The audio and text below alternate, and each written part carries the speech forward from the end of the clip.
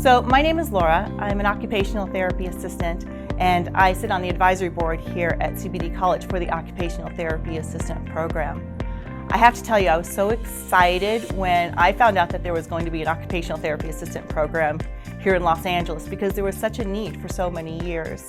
And I have such a passion for this field, not only for the role of occupational therapy itself or the profession, but for the role of the occupational therapy assistant. I've always loved my job. What I love about CBD College is that there is such a positive energy here, and you feel it from upper management down through the staff and then through the students too as they're learning. And you feel it once you get here to this campus.